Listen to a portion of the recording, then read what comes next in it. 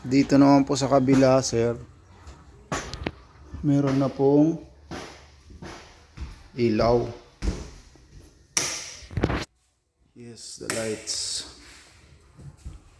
Wala lang pong water source. Ay, walang water source. Wala pa pong tubig.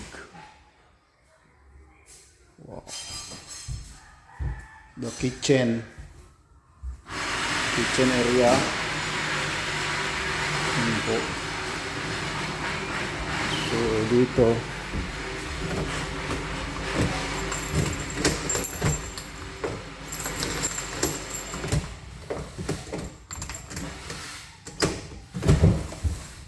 yan, palabas. Balkonahe po.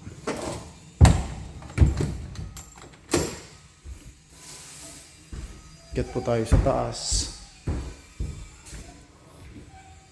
Ito po yung isang bedroom dito sa baba. With CR. Hindi pa po nakabit yung mga ibang linya ng kuryente.